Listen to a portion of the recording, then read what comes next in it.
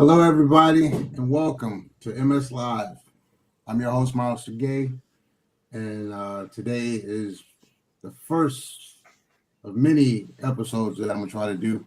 So I want to thank everybody for taking the time to check us out, check me out, and yeah, let's go from there. Today, I have with me a small panel of my friends and family and people I love to help hang out, talk about some topics, and see what happens. So let's get this. Hey, everybody, what's up? How you doing? What up? What up? What up? What up? Hello from Munich. All right. So today I have Hakim Murphy, Roberto, and D-KNOX. How y'all doing today? I can't call it good, man. Yeah, day's over. It's a good day. All right. Looking good. Looking Getting fresh. over, I'm feeling good, but just getting over a flu for first time in a long time. Put me down for a while, but I'm good now. Can't have the flu, man. What's going on? Man, too much gym. too much gym and showing up.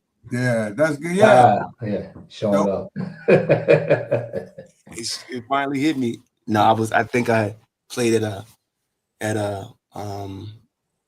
not a festival, actually. It was a ball, a Valentine's Day ball, and I think 2 days after that I was sick. So okay. It was like 3,000 people there, 3,000 people there. So Nice. And 2 days later I was down. So, but I'm good. No, now getting better, coming back. You're looking good. Ready for us to show up. Listening, you know what I'm saying? You're all right. Yeah. I mean, that's good. I got enough sleep. I've been sleeping for almost 3 or 4 days. So thanks anyway. Appreciate it. Yeah, man. Glad you're healthy now. Yeah. I was taking some of Donnell's lessons. He was telling me to meditate. Yeah. Daily meditation. That's the secret, guys. That's the secret. I made sure I shut everything down. It was just total silence. Did you do the Epsom salt bath too?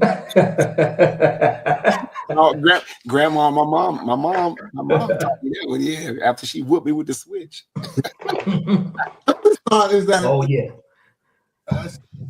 Home from work, man. I'd be so tired and run that hot bath water, put that salt in there, there's some bubbles. Straight, man. I'm straight. Man, you said the switch. That made me flashback. You go get your own switch. That's the nightmare words. You go get your own switch, and I'm whooping you when I get back from the store. That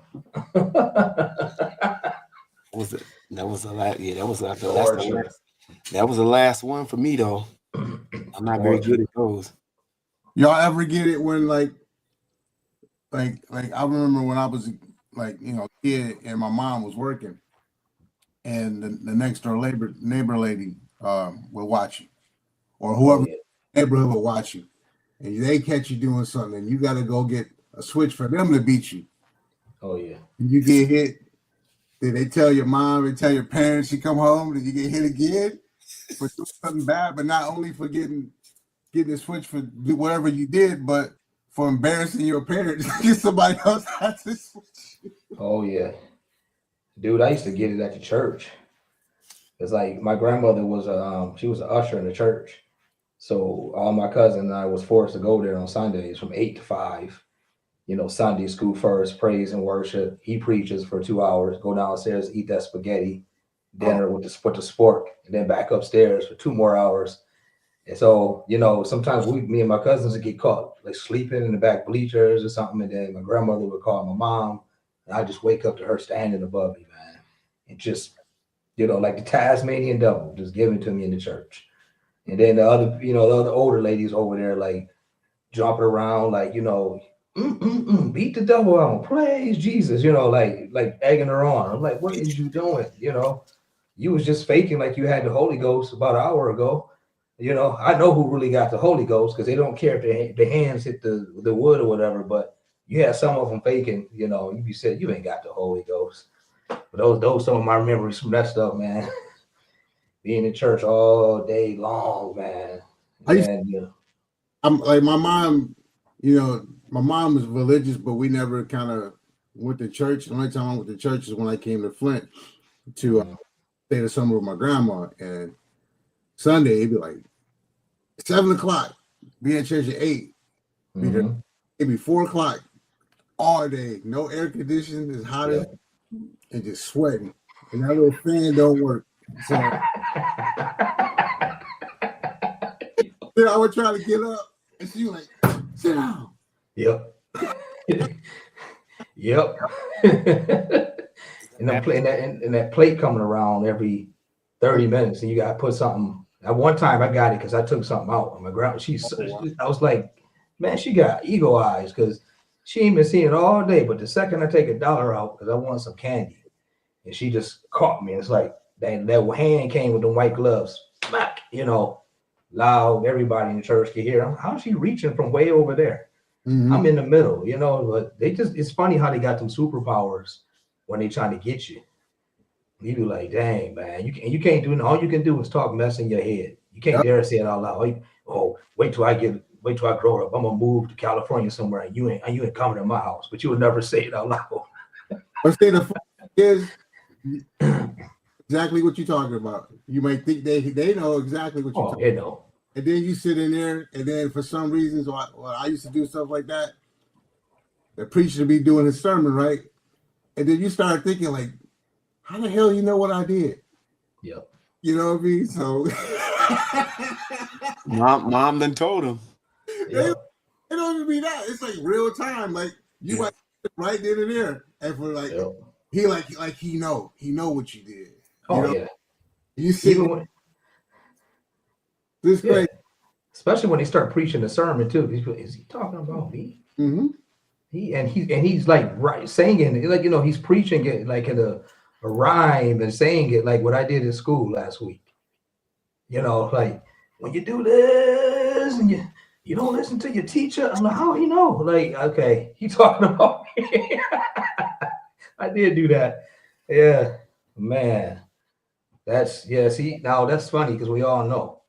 Like the other day over here, I had this young Polish youth. We were talking about things like that, like you listen to your mom, your parents, and he was telling me, why didn't you just tell your mom back then that you're just not going to do it, or you just And there was this other dude from America, this brother that I know over here. We both just looked at each other and the kid like, there ain't no saying no, there ain't no telling mom, that is a big difference.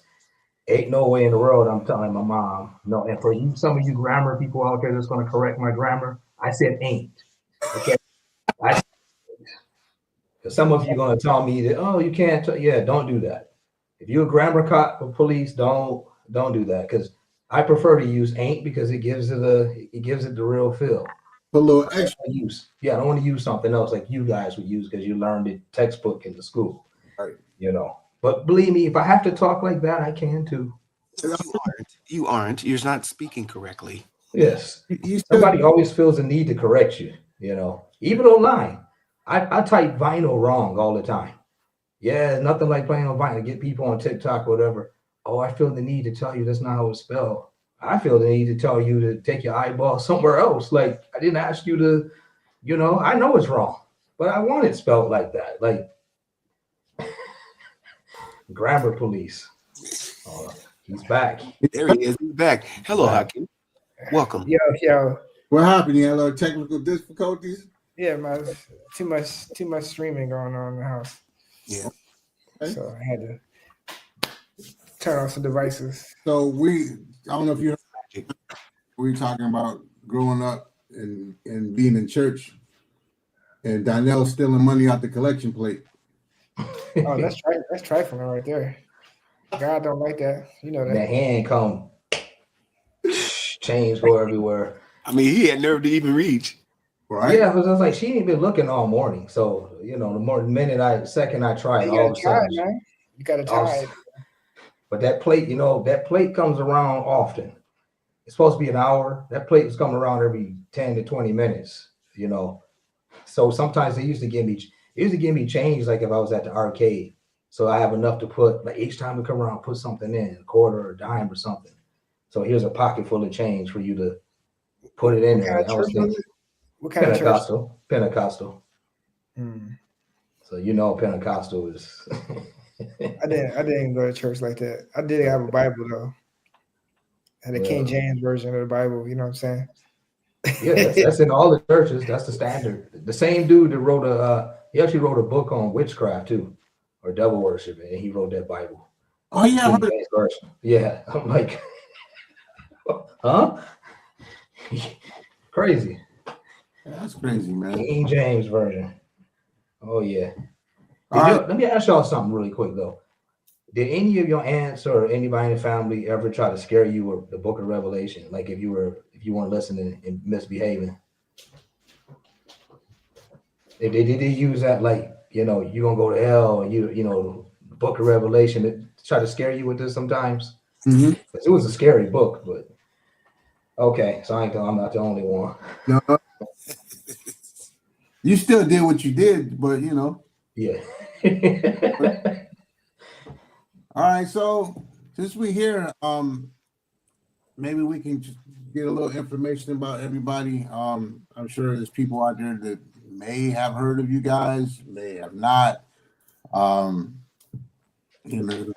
backstory, so people introduce yourself to the people. But Ken, let's start. Hakim. Hello, everybody.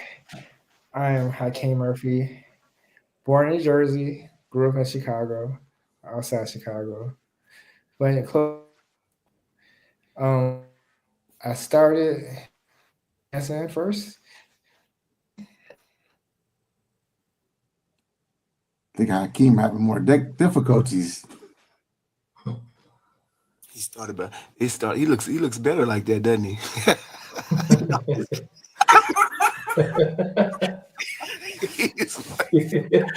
He's like, I've never seen that before. Look at it. You can always catch somebody right in the middle of their actions. Huh? One of the rare times you ever hear him not talk. So this One of those, yeah. This is when he comes back. Check this, y'all. This is it. He'll come back. All right, Roberto. This We can wait. We can wait till you come back. You can always edit it though. he might not come back though. So we'll see what happens. All right, so tell us about you, Mr. Ingram. There's nothing much to say about me. I'm just an old guy, worn out. No, I'm just kidding. Nah, man. I'm from Roberto Ingram from Cincinnati, Ohio. Grew up and moved to California when I was 12. Lived there for the rest of my life until about, I suppose, I was 30, I guess, when I moved to Germany. 30, yeah. Did a lot of there he is. There he's back. My Wi-Fi is not acting That's all right. normal. Should we let him complete, or you want me to continue? You can continue. We'll come back to Hakim. Like I said, I'm originally from Ohio, Cincinnati, Ohio. My mom and my sister and I moved to California when I was 12, living in Southern California, Huntington Beach, which was actually a culture shock, but in a good way. Growing up in Cincinnati, if I remember correctly, I spent a lot of time in church, and I had a rough upbringing, actually, kind of in a way. My father wasn't there. My mom, I only had my mom, which is, I'm grateful for that, because she's such a wonderful person. She and my sister, and her sister had moved to California, so she took us when she had the chance. She got us out of there and took us to California. So growing up there was quite fun, actually, for me. That was kind of I was a child, but I really, in California, there was a lot more happening. Mm-hmm. I learned, that's where I did a lot of my schooling, and got into industrial arts, became a welder. Oh, Was what I was doing then. And then, but then I was always active in school, and when it came to football, basketball. Then I got into gymnastics and wrestling. So I ended up at gymnastics and wrestling were the things I enjoyed the most. So I spent a lot of time doing that, and then graduated. And after graduating, I spent a lot of time kind of figuring out what I want to do, and then I'm a lucky. I guess I'm a lucky kind of lucky person like that. I guess I've always tried to keep myself out of trouble and keeping myself around people that are actually making things happen. Uh, of course, as kids, you get yourself in trouble. I found myself in a lot of places where I didn't want to be. Being in LA, you right. know, uh, back then, LA riots. We had LA. What do we have? LA riots. Rodney King getting beat down. Um, was doing a lot of work. I did a lot of skateboarding and surfing and did all this kind of stuff, and then got into dancing. Became a professional dancer. Did a lot of hip hop dancing, and you were gonna say something, Myles? Yeah, on that note, I was waiting to see if you were going to touch on that, the dancing. I don't know if most people notice or not. Some do, some don't. But you were actually on a very popular television show back in the day with this dancing thing, right? Yeah, I was. Again, I'm gonna hand this up to God and my mom. For me, I was just a cat trying to find his way. I was always trying to find things that I enjoy the most, and most of those things had something to do with entertainment. Mm-hmm. It had things that I could do with my natural God gift, and most of that was dancing and being around people. I loved people. I loved competing on the dance floor. I mean, at this time, California, Southern California, Los Angeles, this is where the if you weren't dancing, it was a lot of competitions on the streets, a lot of competition in the clubs, a lot of competitions in the schools. Yes, that was our way of staying out of trouble. We would, and so I met a lot of the dancers, Cooley Jackson, Alpha Anderson, Pop and Pete, and a lot of these guys were there with my idols. I followed and watched them dance, and they inspired me. And so I ended up, after all the hard work, and I got into ballet, did some ballet and some jazz lessons, and to improve my street knowledge on dancing in the street. And so that helped a lot. And then I got a job doing choreography, and I formed a group for this agency called A6 Tiger, and we did what they called industrials, where you introduce their new line of clothing, from shoes to running gear, athletic gear, and we would make routines introducing those new gear, whether it was at wrestling, gymnastics, whatever the sport was, and we would compete. We would go around the city and the state and compete with other dancers. And with that experience, I met a friend by the name of Derek Fleming. Derek Fleming was one of a lead dancer for Soul Train and invited me to go. And with that invitation, which I'm grateful for, thank you, Derek. We still friends to this day.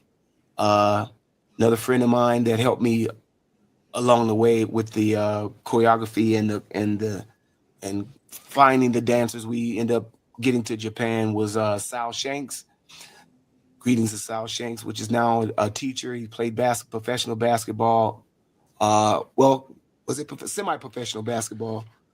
And yeah, him and I did a lot of competitions in the clubs. It was our group was called the Briefs,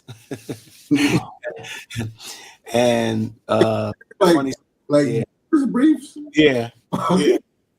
so so so our gimmick was basically to we had custom briefs. Right. Yeah. So back then you to compete, you had to also have some kind of a show. You Okay. couldn't just, because it was so competitive. Um I mean, Cooley Jackson and Poppin and a few others that taught Michael Jackson to backslide. These were the people we were competing against. Okay. So this wasn't no joke. And at this time, it was uh, um, the opportunity to get possibly discovered was high at that moment. Hollywood was on this high, and yeah. So dancing on Soul Train, I think was really. I didn't know at the time. That's the kind of person I was, and everybody told me this. I was just having a good time, and I really enjoyed the work. And a lot of the people that I were around, they all wanted to be stars. They all wanted to get that. That wasn't really my goal. My goal was to do the thing that I loved, and I've always been like that. I'm always doing stuff that I love, and whether or not I succeed or chasing, I wasn't ever really chasing that. But one thing I did chase that was very important to me was becoming a DJ. Okay. Yeah. So Soul Train was the place that I really realized that was something for me. And when I heard DJ DST from Herbie Hancock, Scratch and Rocket, Oh, and when I saw him on stage right in front of me, I was like, oh my God, how did he do that? And when I'm right there looking right at him. So it was really a great. And I think 3 or 4 months later, I was buying records and buying mixer and turntables, and okay. Okay. yeah. So that was a little brief background for me, and now I've been doing it ever since. That's cool. Hakim, I'll come back to you since we got disconnected because you didn't pay your bill. My bills are paid. Pay it up, son. Like I said, I was born in Jersey, in Plainfield, and I witnessed the birth of hip hop from there, and watching the Bad Yankees, and the Jets is my first New York Jets is my first football team that I discovered every Sunday, and then I watched the sports from New York area. But then I moved to Chicago. That's when the house music came about. But when I was in New Jersey, I remember hearing George Clinton. And I was like, what are these synthesizers? I didn't know what they were, but like Atomic Dog was the first one I heard. Didn't understand the song, but it was great. It's still great to this day. So when I go to Chicago, then I think I got interested in DJing. First I was dancing, and I got tired of people playing the same records over and over. Didn't understand really.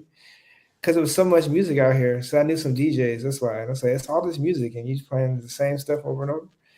But anyway, I saw that movie Juice. Tupac, and then I remember when Omar Epps was the DJ. That shit, I was like, that look hot. I was like, I want to try that. So I started DJing. So I started with like the ghetto tracks and stuff with Dion and Milton. And then later, I discovered like at the time the French House, so like the disco version of French House. Then I discovered like Ron Hardy and came back to the Chicago stuff. But he was also very eclectic. So he was playing acid house and industrial music. So I started getting to acid house, then old Chicago tracks. Then I started developing a sound. I started producing. Then at the production, but add in some like jazzy chords and like for like random stuff. So I started smoking a lot of weed. Then I really got into outer space. Everything, all my projections started becoming like experiments and jumping galaxies or something like this. So and anyway, I ended up going to university for music, so that helped me produce better. Then later, I became a librarian because I worked at the library for like 7 years before I got into a master's program. Okay. I did that, and then I got a little popular with a group I was doing, Interspace Half-Life, and then I started touring. So then I came to Europe. Then I met my wife. Then I stayed here. But to keep it short, went back and forth, stay here. Now I'm here with a family, and now I'm trying to still produce records, play music from time to time, and be a data scientist. That's I mean. So you know, like the Dewey Decimal System pretty well, huh? Yes, we do. That's for nonfiction titles. Oh, is it? So it classifies everything by a number. So if you look for buffaloes and then like buffalo babies, they would be like this, or like history, then the German history, then World War II or something like this. They keeps going down into the decimals. That's what decimals mean when they go. So somebody made it. Dewey Decimal made it. So there you go. That you knew that because you know. But ironically, You know. not ironically, notably, you could like one of the highest library jobs you could work is at the archive of the United States. Okay. And Donald Trump fired everybody there. So all the librarians who was working there, they got fired. Unfortunately, it's not funny. I'm a librarian. I feel for them, but I'm just saying like they're not. They said they're not essential, but like they keep the records together. Mm-hmm. You know what I'm saying? And they new stuff come in, they put it together, make sure it's preserved. It's archivists.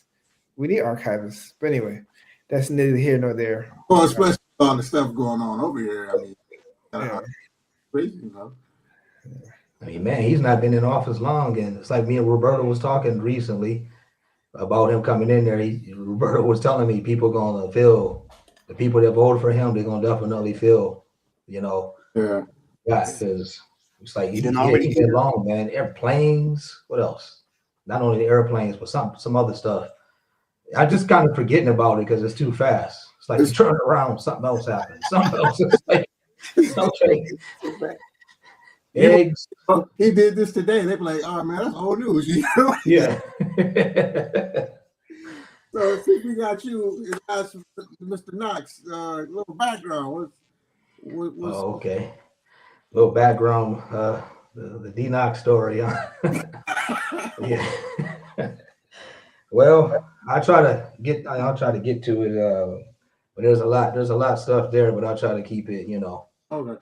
as quick as I can. But I was born in Battle Creek, Michigan, the cereal city, you know, the headquarters of Kellogg's, but raised in Kalamazoo, Michigan, my whole life. Went to school there.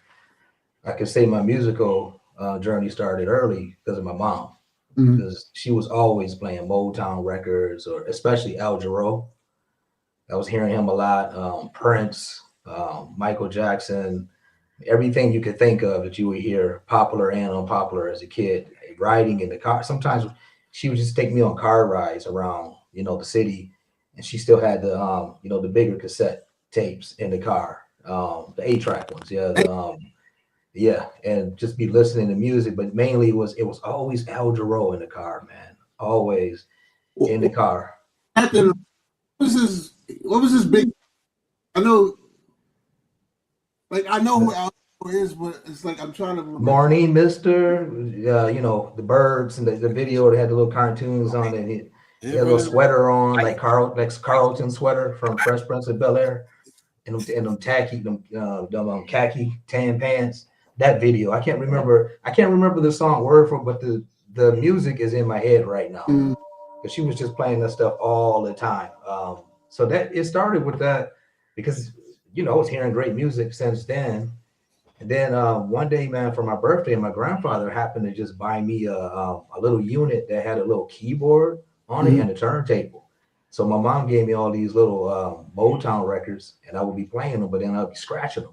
And she used to get mad. Don't, what are you doing? You're gonna ruin the records. And then she told me I was playing these same repeated tones on the keyboard, on the organ part of the thing. Like she said, you would just play the same notes over and over. So from that, her and my aunt, it was more my aunt's idea because she was really into the church. They thought it'd be a good idea to make me start learning how to play piano. Mhm. So one year for Christmas, when I'm expecting to get the Stretch Arm Stretch Man and that big, that big track truck that you had, like the little hitch thing on the back that you punch in the codes. Yeah. I'm expecting to get this for Christmas, but I'm seeing these boxes, next to the Christmas tree and under. I'm thinking, oh yeah, it's on. I got this stuff. And I go downstairs. I open the gifts.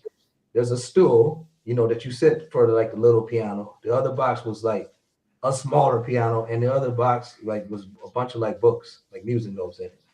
And the rest of the stuff was like sweaters and scarves and socks and all this stuff. I was just like that movie, The Christmas Story. I was just like, man, throwing this over my shoulder. Like, I didn't want this piano. Like, what is you doing? And then of course, play something. I don't even know how to play. I don't care to play something. Like, it's supposed to be Christmas. And you screaming at me, and I don't even want this. I want to Stretch Arm Stretch Man. That's what I said, So basically, her and my aunt like forced me to play piano Monday, Wednesday, Friday. And then Tuesday and Thursday, I had to go to karate lessons.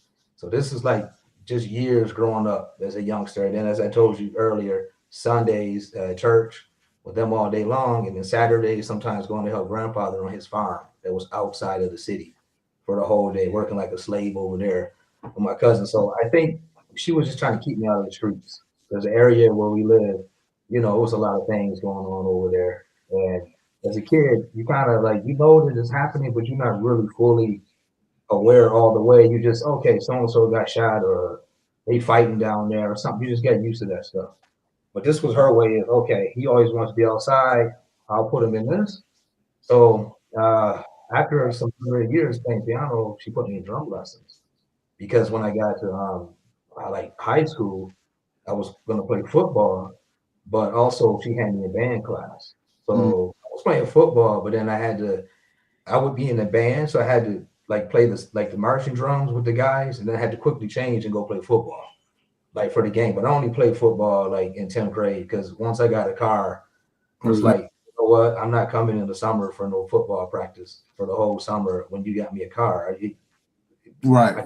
I can play football outside with friends. But if I have a car, I'm trying to drive this thing everywhere in the summer, not be playing practicing for football, which I didn't, care no more about at that. So she had me playing drums. That did that for a number of years. And then around, I would say towards the end of my 10th grade year, I kind of started paying more attention to my cousin Dewan because he's already passed on, as you remember him, but he was DJing. He went by the name WD. So because that was his name and I was his cousin, people started calling me WD. And I was like, I'm not even DJing like him. But I kind of started getting into it because that's when me and Damon Lamar started hanging out more because we went to the same high school. And Damon had like turntables in his basement. So I would go to his house after school sometimes and we would just be mixing house music for like hours, but on straight arm turntables. So, Damon's story is, he's back in Chicago, but he grew up in Kalamazoo, but he was from Chicago. But right after high school, he went back to Chicago and never came back to Kalamazoo. Right. If people don't know who Damon Lamar, he also go by Baby Pop on Relief Records. Yeah, I know. I know Damon, of course. Yeah. Okay. So that's that's how I was starting to get more into house because Damon and we both used to play house music on high school parties because like it was this place where everybody used to go for high school parties, and they started asking me and Damon to DJ, and we had to play everything like hip hop, R&B, pop songs, but then we would be slipping in house music too. So from that in high school, then I ended up meeting Chance there and Fanon, because Fanon was a year older, than us. And the reason why I started kind of getting into techno, that goes back to my mom putting me in techno in house. She used to make me go spend half my summers in Chicago and Detroit and stay with different relatives because she wanted to have a break for me in the summer. So she would say, you're going to go to Detroit for 6 weeks, stay with your aunts and cousins, and then you're going to do the same in Chicago. So, of course, when I was going, I was hearing, the Wizard in Detroit recording his tapes. And then in Chicago, Bad Boy Bill, Mike Hitman Wilson, all these guys recording all their tapes. And I would bring it back to Kalamazoo, and I would like make tapes for people and then charge them. Like I got the tape, so you give me some money and give you these nice tapes, from all the DJs. So that, yeah. So I got my ear into listening to that, and then like some of my cousins was actually into going to like the record stores back then, the older ones. So, but I still wasn't fully aware. I was just going with them to the record stores. What really got me in more was funny. This dude that I went to high school with, he had nothing to do with techno or house at all, but he knew everybody, like my cousin Damon and Eric Eric Ware. He just was into Transmat. This dude was like, he was only 14, man, but his name was Baraka, but I don't know how he did it. He had these older girls, these older white ladies. They would let him use their cars.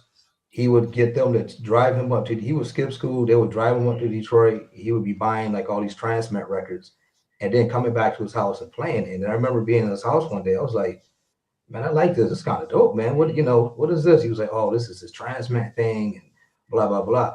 Fast forward to tape, Jay was working there at the time when Baraka was going up there. But I didn't know Jay was living in Detroit at the time, even though he's my older cousin. Because like I wasn't always keeping up with him because I was still, young then. So I'm listening to this Transmat stuff. I start buying Transmat records down the flip side in Kalamazoo. And meanwhile, when I'm doing this, still with Damon, I'm also doing hip hop. Like I was scratching and making beats for this local rapper. He was really good actually. Mm-hmm.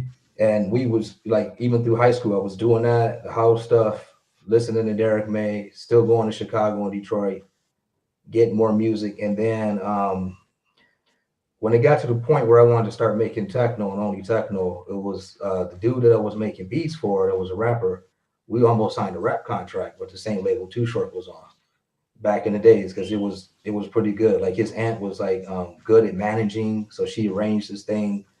We even went out there, talked to the people. But about a week later after that, when I come back to Kalamazoo, Jay called me up. He was like, can you get me right up to Detroit, man? Because this dude owed me $17,000. And I need to get some money. And I know he was talking about Derek May at the time. So I said, of course, man, like let's go up there, because I want to go to Wetman's, to the pawn shop anyway, see if I can get me a keyboard, like on Gratiot Street, because there was a pawn shop up there where you could find all kind of gear in there, dirt cheap. So we go up there, we bring little Rich McMillan, the dude that made Rock So Hard, Make the Building Shake. Mm-hmm. He was in there with us. We go by Shake's house. This is the first time I met Shake, Anthony Shakir. Jay wanted to pick him up. So we all in my car, and we go over to Derek's place, to the loft. And we all go upstairs. First thing I see, man, is this huge ass beast of a dog. It was like it looked like a Great Dane with a pit bull body and a bull mastiff's head. And I just remember the dog was like, he didn't even bark. He roared at me. And I just turned around and ran down to the car, and Richard was running behind me. And I just heard Jay up there laughing like Santa Claus. And they talking about, Donnie D, come back upstairs, man. Don't be scared. And first thing, I said, okay, Richard, let's go back in. I go up the steps, and I just see this dude, like he's got on these like black leotards, and he's holding this big ass dog, and he's all like with this voice, man, just go over there, like I'm telling you what to do, man. Why I'm on the dog, just go. And when he said that, first thing I thought was, who is this Leroy from Fame, motherfucker, telling me what to do? Like, because that's how he looked, like that dude, like that show Leroy from Fame, how he used to dress in his black leotard. That's what he had on, man. And I was like, I don't think you can hold this dog, man. He's bigger than you. Man, just go. So that was my first introduction into meeting Derek. So I do it. I go. He takes the dog outside, and there's like a bunch of people there at this place, because it was like a loft. And the first thing I saw, man, he had the gear all spread around on the floor in a big circle. And he just had this music playing in the background. And I was like, this sounds familiar. It sounds like the stuff Baraka I used to hear at his house and the stuff I've been buying. And then at that moment, that's when I put two and two. Oh, this is the dude. So this dude owes Jay money for that hit record that Jay did, that NSYNC record. And that's who Jay was telling me to bring up. But luckily on this day, I got to meet everybody, because Mark Kinchin was there, D-Wan was there, Juan was there, Kevin came up, Marty Bonds and his brother was there. Derek, of course, then Alton Miller, some few other people. Mike wasn't there. Rob wasn't there. Jeff had I think had just left. But I met them later anyway, like through other circumstances. But it was like that day I met everybody. But just the fact that I saw he had the stuff on the floor, that was the moment I said, okay, I don't even want to do the hip hop no more because that's all sampling. That this is actually I'm making the music myself and creating it. Right. And from that moment, I told, when I went back, I told Mike, hey man, I'll try to find you somebody else to DJ, but I'm doing this techno thing because this is just what I want to do. Right. So that was the start. And then from there, I just never looked back. I just was start releasing records, trying to figure out how to get records out, like with my own money. I wasn't asking nobody for no money. I think I worked some stupid temp job for a month to get the first one out. Stuff got released, with Fanon, and then it just, from that first release, it just never stopped. Just like, okay, they keep coming, but then people kept booking me based on that. Because that's what got me, all those gigs over the years while I was living in Kalamazoo, was because of the records. And not putting out that many records, just putting out some good ones over time, not like, okay, every month. No, just putting out some memorable stuff that somebody else can't do, Right. But that's the story, man. That's how that's how I ended up here. And then, later ended up over here in Poland, obviously, because I got tired of that flying back and forth. Right. It wasn't because of a girl or nothing like that, but later, obviously, I got married, and now I do some various other things over here. But yeah, that's the short version of without going into too much details. I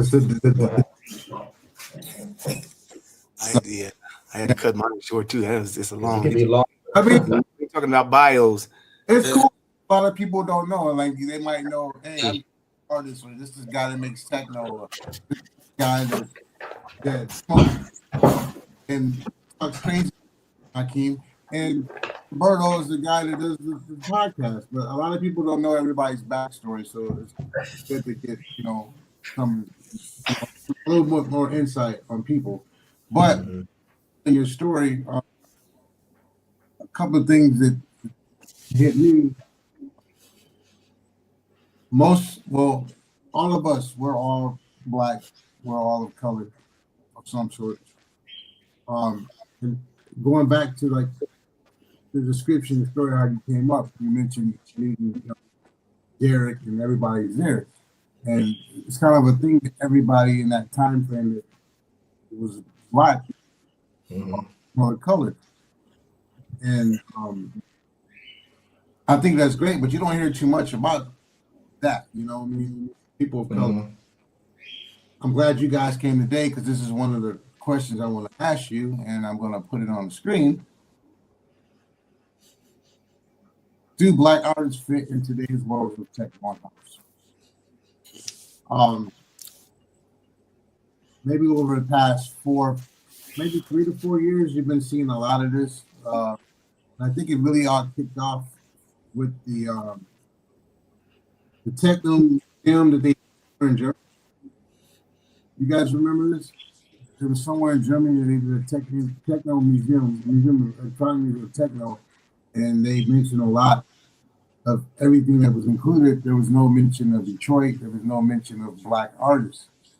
I didn't see that. I don't know where that. I didn't see that. You got to bring that up. I didn't see that. No.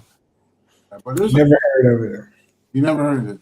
It's somewhere in Germany, I swear, that I've seen it. Yeah. So, but it's been amongst different circles. It's been a conversation. You know what I mean? I mean, it's obviously visible. Right. I mean, and you can see that it's less, I would say, less colorful. I mean, but that's why that's probably why Mike did that museum, in Detroit, because every time I go there and visit him, I kind of ask him. First, I thought maybe it's because, okay, if you start a museum, they can't shut you down for whatever reason. So if you're doing some kind of business or something, but okay, you tie it with the museum or something, you could probably even get some money for it, But I know it's a clever way of him to make the world know that, hey, this is the story. Because if he didn't do that, think about if he didn't do that museum, how many people wouldn't know? Right. Because, you know, like, for example, even if you look at yourself as a youngster, probably some of the old school DJs or somebody you didn't care about either. Like, I know when I was like doing some break dances on the street, I probably was only checking like the guys in my area, or not really digging too deep into history, just knowing, okay, it's cool.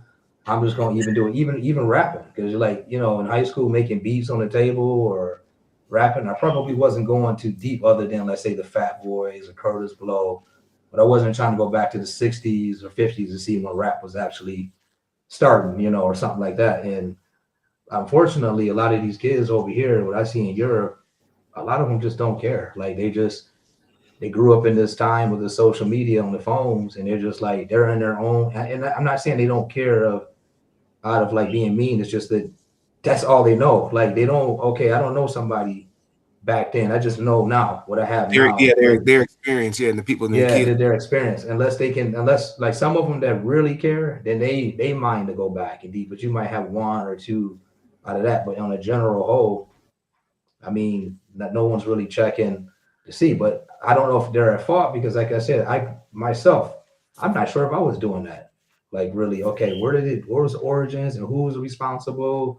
I mean, later, of course, with documentaries and someone like Mike putting up that museum, so then you can know. But I think it's, you know, like that. And then because this thing done spread it so far, the sound is just, it doesn't just change. You know, I mean, the roots of it, of course, is back where it is, but yeah, it's like they're not checking for that. And so how do you make them aware of something like that when you just got mofos every day releasing something that they just maybe made on Ableton or Fruity Loops, you know, like really quick, and then put much on, buying sample loops, MIDI, you know, loops or whatever, and just making something quick and sounding like everybody else.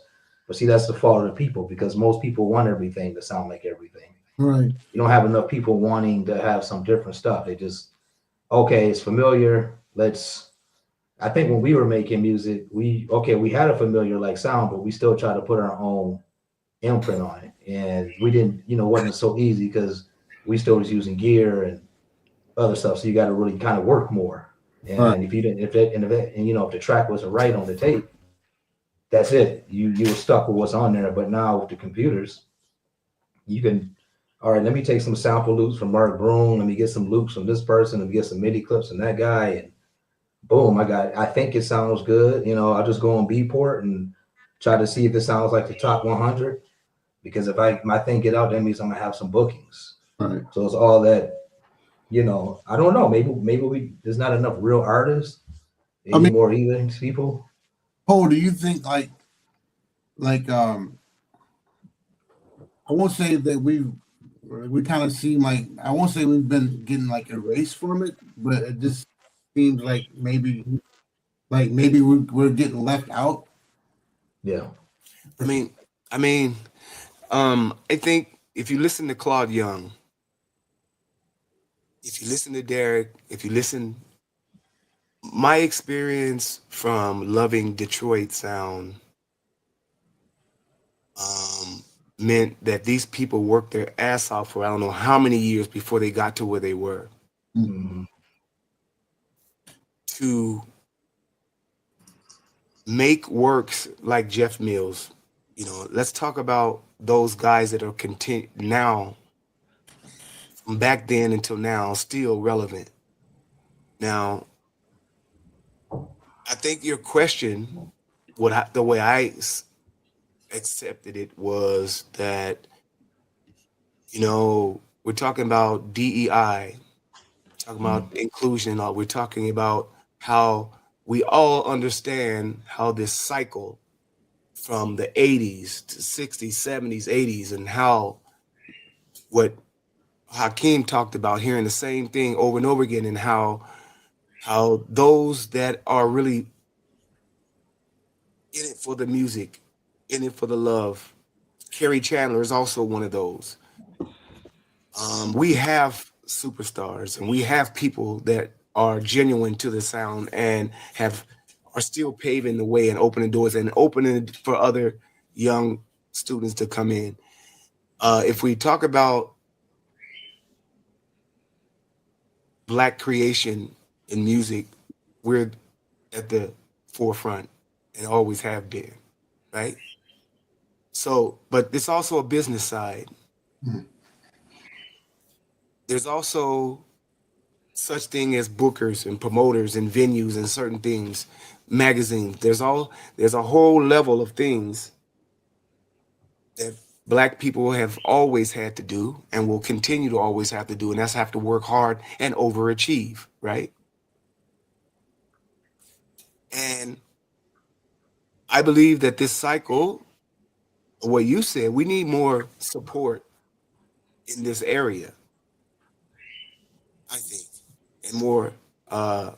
Some of the old schoolers are not willing to move forward. They're saying to themselves, "Hey, look, I'm doing this. This is what I've always been doing." And then there's some of those that are always been doing what they're doing and moving with the time. I'm listening to Theo Parrish. Theo Parrish says everything eloquently and very perfect. You know, um, ever since this DEI and this, I've seen women fall into place. All these different changes. We've seen GABA music going too fast. I've been through all these cycles, and I realized that this is your chance to back up, re-educate yourself. Either back up or keep it going. But we need support in this space. So That's you what everybody does. support, maybe that's why I won't say that we're not or going further or doing, like, to me it just seems like, not a personal thing, but just looking like, if I look at your average show that is being booked, you don't see many of us. There's a few, but not many. And I've seen, others, what I mean? I'll say that. And there's a lot of us that do make house and techno. I mean, on the house side, I see more people of color a little bit, but Of course, and Afro beat. I mean, come on, it's there.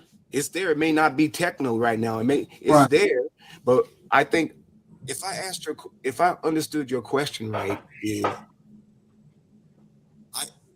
the top Black players in the underground stream, they have managers. They have the things that they need to create and can continue to work as a business. So that's Part, part. and I'm talking about how do we get that support system? I'm talking about a support system for those talented ones that you have Kyle Hall. We have I'm watching these kids playing older music. Your older stuff, Donnell. Maybe Hakim. I'm watching these kids play disco back to disco. I'm watching them I'm watching these kids. They also deserve a chance to make mistakes and move forward. So we have to concentrate, I think, focus more on that, on how to create mechanisms for that particular purpose, for people of color, Well, men of color, women of color. I mean, if you pay attention, you can find them. I'm watching and I'm seeing them coming, and I'm very proud of this. I'm very proud of them. Is there more work to do? Yes. yeah.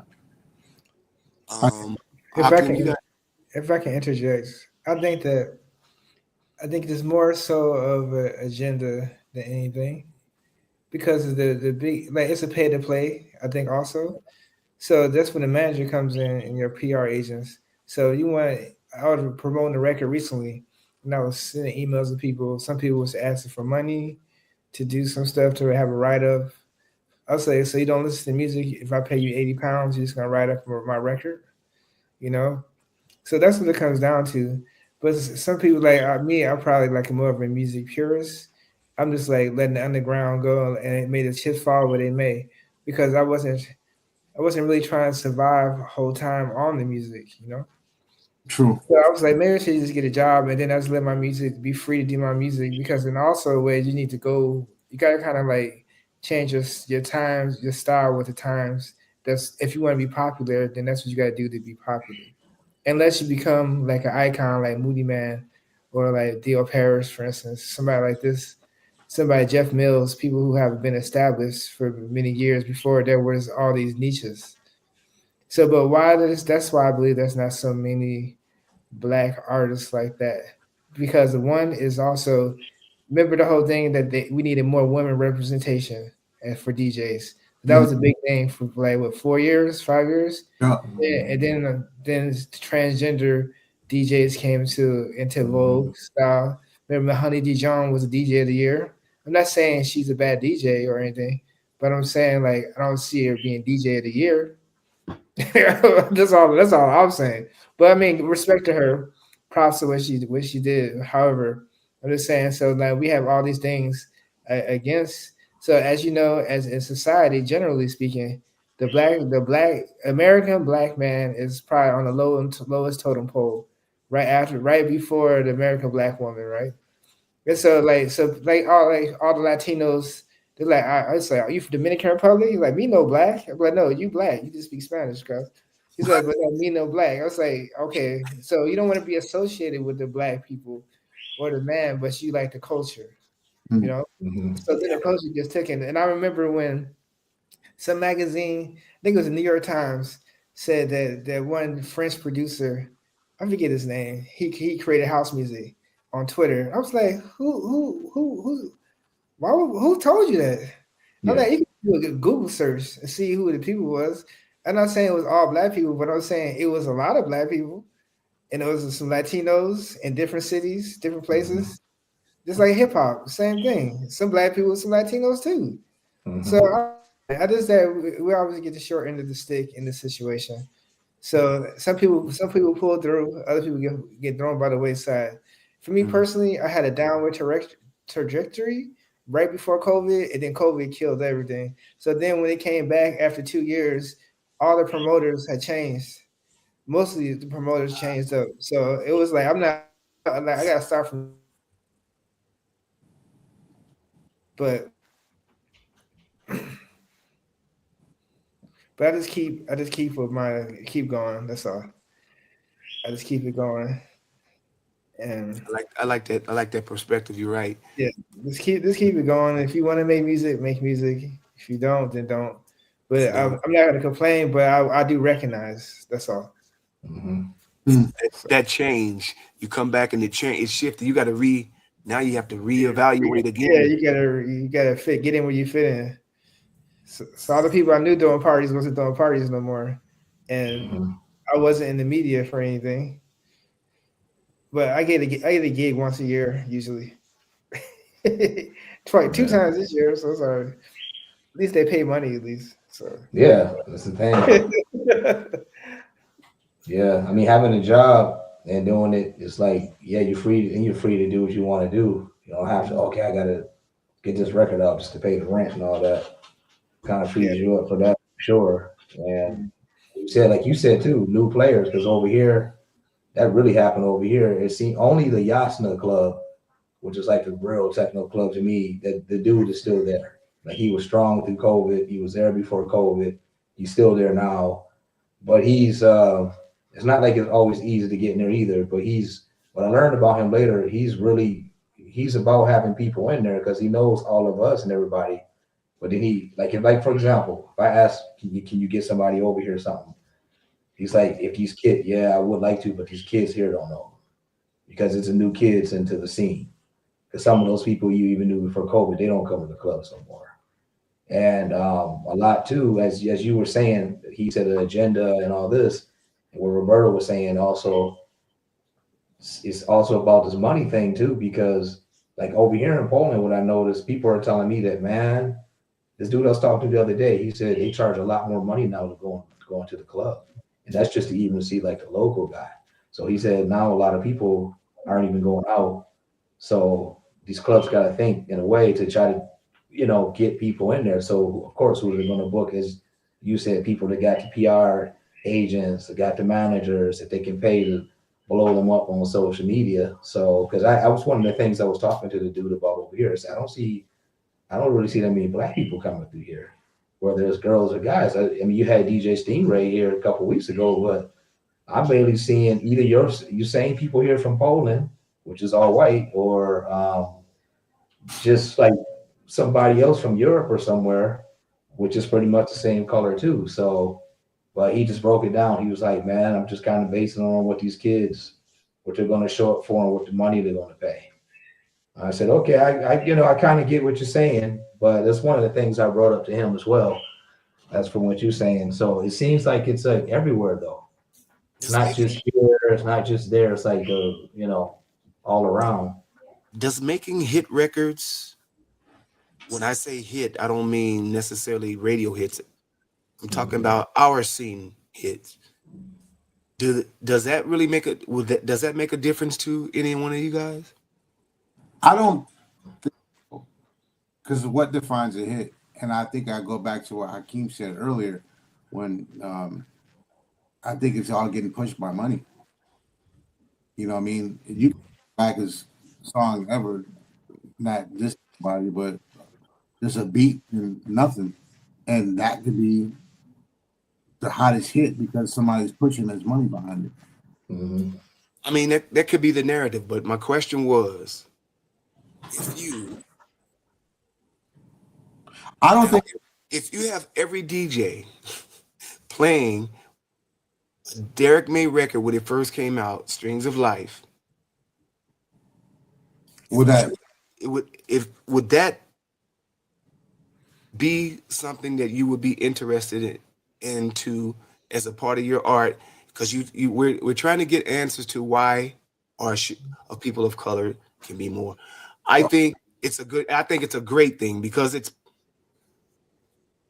not that you're out to make one. Right. That's not the point I'm trying to get across. But if you're landing your record in top DJs' hands all the time and they're playing them everywhere because it is what it is, no matter where they're playing it at, in the house, in the techno, in the big, that to me is still, that's still a point of sale and a point of promotion for you. And this still exists to me. Making good records, and having them in DJ's hands is a great thing. Don't you remember we used to we get promos? Well, see, so I'll go just a little, not pushback, but case in point. So I got a release coming out next week with my remixes that that's coming out. So last week, one of the remixes, it was Sean's remix, but Sean did a remix of my Shoplifter track that Ben Sims played on his new Running Red thing. It's in there, first one of the year. People are like checking it out. It's Ben Sims. The original Ben Sims played maybe 4 months ago. It's all over. He's one of the biggest DJs, right? Because of that, other people are checking it out. But at the end of the day, my track might be good. It might be that, that shit. But it didn't do anything for me. If anything, it did any more for Ben Sims because he's playing this track that nobody else is playing or something. I think sometimes it works in the reverse. Like I've had numerous tracks being played by different people in the right hands, but it really never came back to me. It came back to, it's this DJ such and such played that. Did you hear it? Oh yeah, that's the track. Nobody's checking for me. They're usually checking for DJ such and such to play the damn track. It depends if people are hungry for the music, though. How hungry? So some people are real hungry, and they be like, "Oh, I like that. Who is that? Let me go see." So you get a little boost. You do get a little boost from it, but like you don't see it like it's not going to be like a huge monetary boost. You might have somebody ask you to do a record, or you might get a gig from it. That's how that works usually. Yeah. Unless you got Grace Jones playing your record. You know, who is that? Grace Jones or some iconic person. My thing is what I'm. Go ahead. I'm sorry. Go ahead. No, but I'm saying some iconic person playing your record. But I mean, I think that like I guess it's like through the grapevine. It's kind of like you put out records. It's like mosquito bites, kind of, and then so at some point somebody who likes it enough to actually contact you and do something with you. So that's how that works in our situation and with the level that we are as DJs and producers. People know us, but we not Right. Right. I from mean, that it's like person. you saying, man. I don't know because like I've had a lot like Miles. I had a lot of people playing a lot of my stuff, and like one person I can say, Masio plays. He's about the only one that and I only did he basically re-released a record I did. I mean, a track I did on Ellipsia, like when I did an EP for them. He put it like on a sampler like EP, and because of that, he actually he booked me for Printworks in London. But and that's him just doing it because he's really that guy. If he's into the music and you gave him something, he's like that. But for example, other names I'm not gonna mention that's also on that level, they're up there asking me to give them, do a record with them. And then I'm asking them like, okay, what's all the benefits? Like, because I don't really have to have money, but maybe you can just put my name in some promoters' ears or something. Yeah. Don't worry about that. We definitely gonna make that happen. And then nothing. And I'm like, okay, what you do? Why did you just say all that to get me to do the record? Because in that case, I'd rather just put it on Sonic Mind. And sometimes I'm testing. Like sometimes I'm not even sending it out to people or EPM. I tell her don't send it to everybody. And then that one, like maybe I have a bit more attention or some more gigs. But as Hakim said, sometimes when it does get in Ben Sims' hand or Dave Clark, some promoter told me, yeah, I heard your track on White Noise. And then we did a little bit further investigation. I realized who you were, so we wanted to book you for some random party in Poland. So it's like weird kind of. I think if you don't have hit, I think consistency. I think if you ain't got to be putting out something every month. You don't have to do that, but if you just keep doing something regular, because it's like what Timberland said: if you leave the music, then it's going to leave you. But if you just keep doing it and you're on like the way you want to do it, like Hakeem said, like if you want to release. If you don't, you don't. But the consistency of I'm just like that thing that we keep saying, just show up. That's it. Just Put the show up. thing out. Let the music loose. Yeah. See where it goes because it's going to basically represent you and travel for you. But I think trying to like sit down, okay, let me make a hit because if everybody's playing my record in a track, I'm gonna get booked. Not necessarily. It's like Hakeem said, yeah. Let me go to a Beatport and give them €2,000, and then they're gonna put my thing at the top. Not even really listen. They're just gonna say it's in the top 100 because I paid them, and then everybody's looking at it. So it's like pay to play system, but just make music just because you want to make it. And that's what was like you, man. This was what's getting me to want to do YouTube more because at least I know with YouTube, I put on my own dang on videos. Eventually, YouTube's gonna pay me, and this means I could just do releases just for YouTube.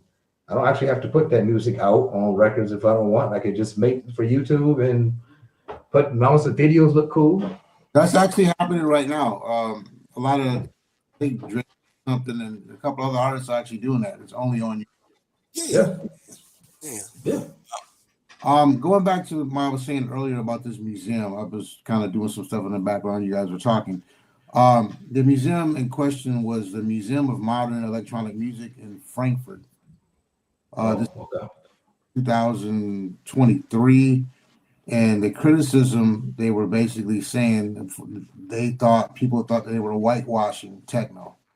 It was also criticized for its lack of diversity, for its personnel, and also acknowledging the achievements of women and non-binary artists.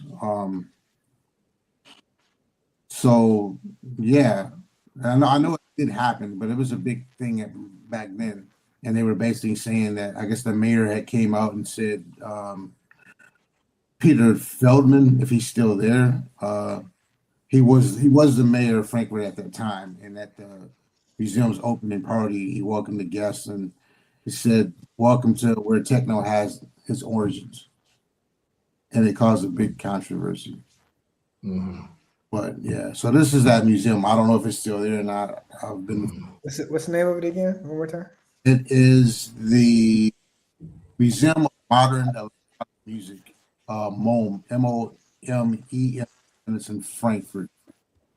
Ain't that where Chris Leading comes from?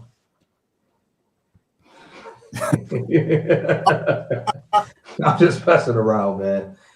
He over there in the You know what, area. Donnell, I really respect that what you said. What's that? What was that? Consistency. Yeah. Oh yeah. And what I like about what you're doing, Myles, and you should continue. I'm always teasing you about it, but Yeah, you no, do. yeah, but keep that. I didn't really mean like make a hit to make a hit just to get, that's not what I meant.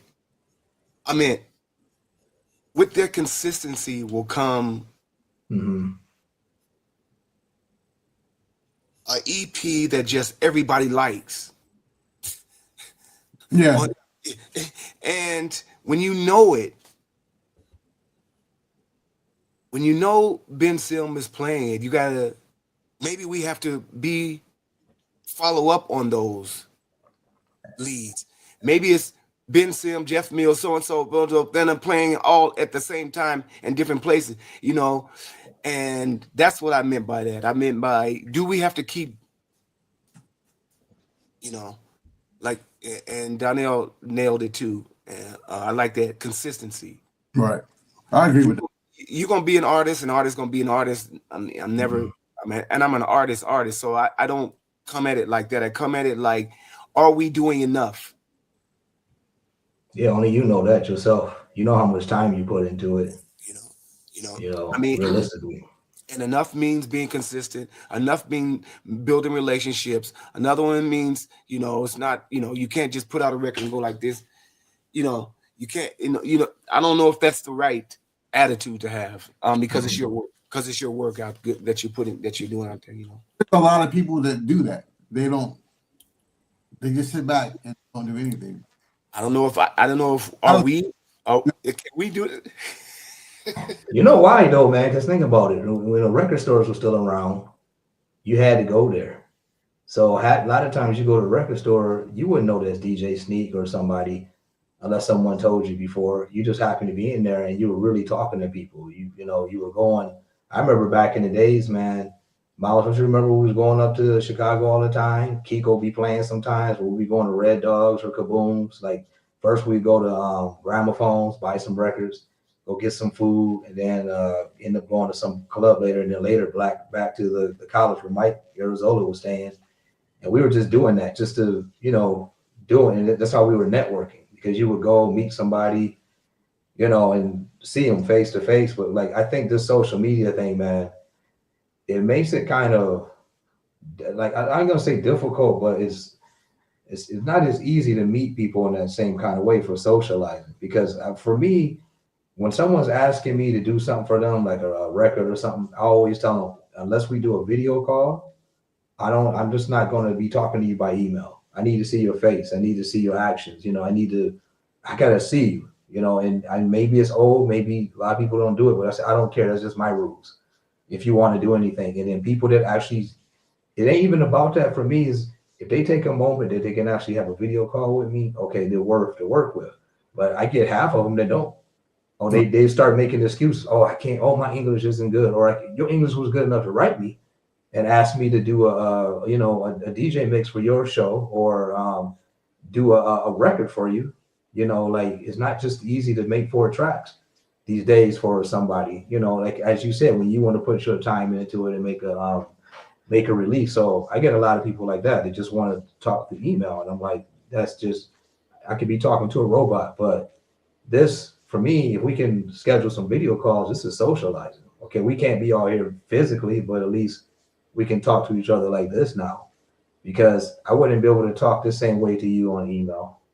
You know what I mean? But I think if we could get back to them days where like people are going to the record stores and the parties aren't super expensive, and it's not just like, like how they do the parties here in Europe, where it's just in a club, where like back there, when you went to an event, you had the room where they're selling tapes. You got some food over there. You got the ambient chill out room. You got the second room. You got the house room, so you can move around, actually go somewhere quiet and talk to somebody. Not just be in front of the speaker like this where you can't really talk.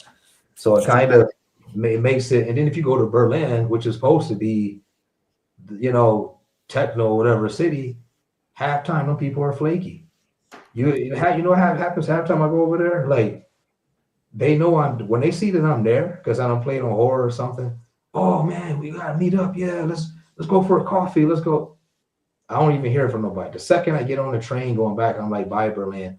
Oh, then they're all, oh man, I couldn't meet you. I was too busy. I didn't say I was trying to meet with you. Why you even commenting? I got my people over there that I'm gonna meet every time.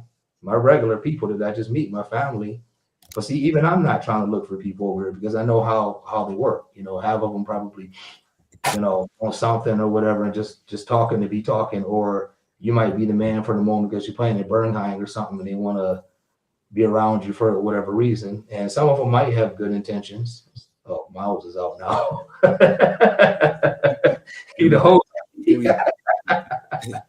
be back. He probably just turned his camera off. What was I gonna tell you? I mean, I like what you said, but I'm always trying to be a little bit more core. Meaning, how do we build relationships?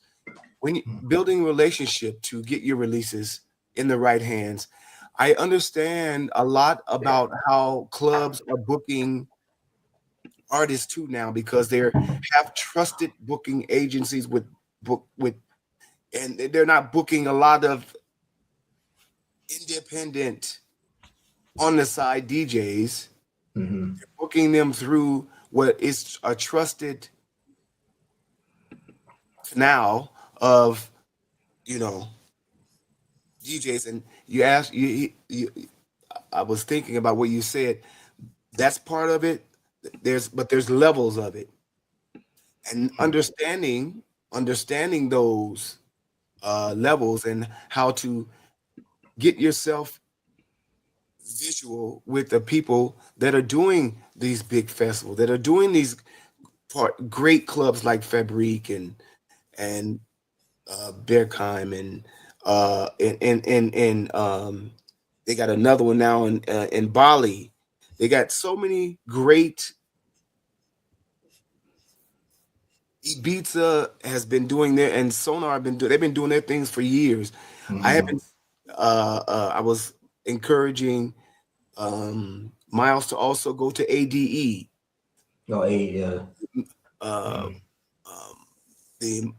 The different places where these people are gathering for the sake and love of the music and the art of who we are and what we are. So if the question is still about how to do this for Black people, still building relationships, I think, is very important. You can't be, and I don't know if being in the dark is going to give you that visibility and that important channels, to be at least get the feedback you need, But I can't say this. Some of them do know, because I talked to some people on some of these levels, and some of them do know. They do know us. I believe it. And they be knowing people, and they still, it's like what Hakim said before, they be going back to that money thing too. Because like I said, some of these people, I've had conversations with like people at EPM and other and beyond, and I've gotten some of them. Oh, okay, so it's not like they don't know your records, or they follow that stuff. They have to know. They're supposed to know. But I'm just going to tell you something from a booking agent that from Brussels, but I'm not going to say his name. But when I was doing some stuff for Ellipsia, I was supposed to be with them, this sad agency, and they were supposed to be doing stuff. Never did a thing. For years, it just went on like this. I'm like, why you got me there if you're not even, doing anything? Would never say nothing. But then one day, after we were just like, okay, man, let's just leave this alone or whatever, dude finally said, I'm just gonna be honest with you, I can't help you. Even though you have all your achievements, whatever, I can't. He said, I'm only, just really dealing with people that have budgets and people with big budgets. So I said, I get what you're saying. He said, no hard feelings or nothing like that. But he said, that's just where I'm at. That's where it's been. And I said, you could have told me that in the first place. That's what I was telling him. I said, man, you could have just told me that in the first place, like that you only dealt with people with big budgets, because I wouldn't waste my time sitting on an agency for what?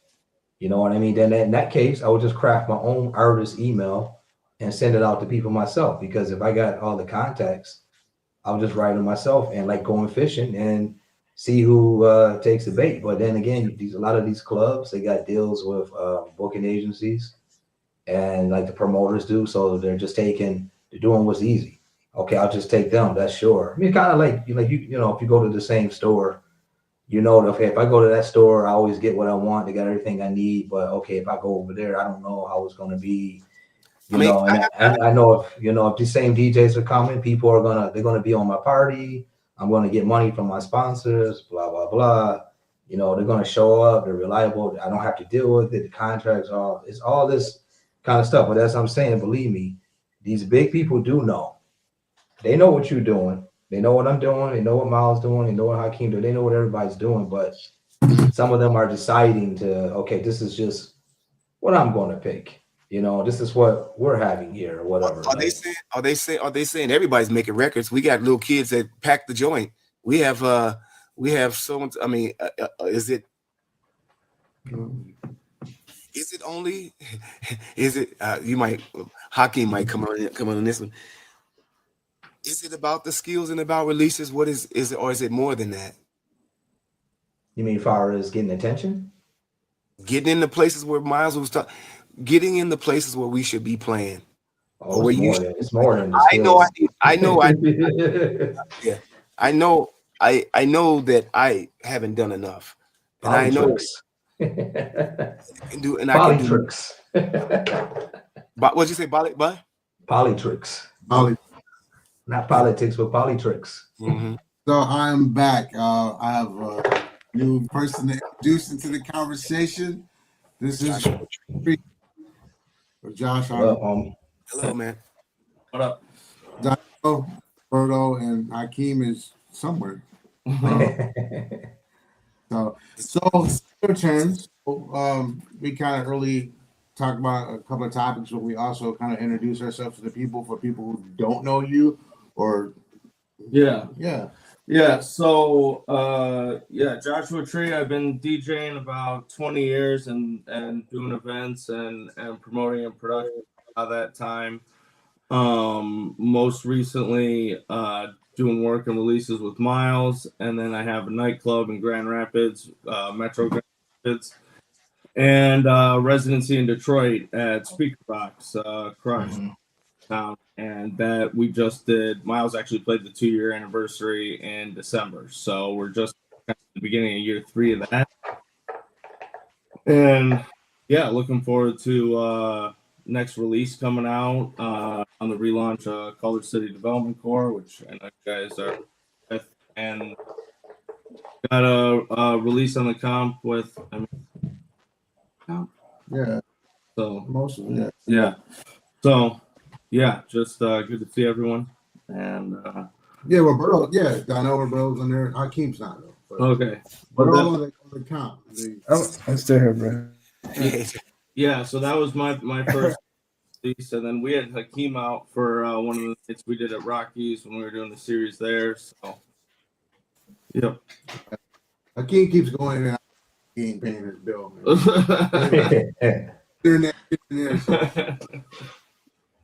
It's times. All right. The blunt, the tattoo parlor. Yeah. That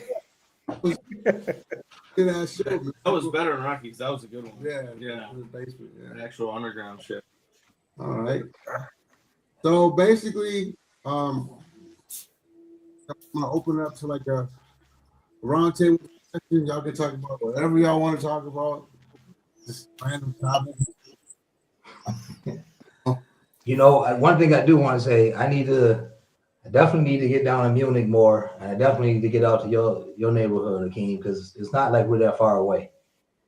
You know, even if my wife and I can escape for a weekend, like the last time, Roberto, remember last time you and I only got to hang for the day while she wanted to go to the concert in Munich, but we were staying at her sister's, which was about an hour and a half away from Munich. that's why we ended up coming down. But it was good, you know, to be back in Munich after all them years. You know, that's dealing with Disco B and all them. I stay in Essen, so I'm close to Dusseldorf, Dortmund, and Cologne, and then close to the Netherlands and Belgium too as well.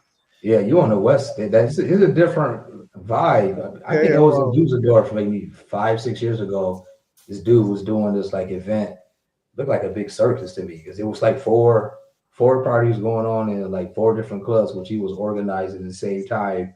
He had me in the house room and then over to the techno club under his same organization. It's an interesting place. The name of that Base Mania. That was the name of that party.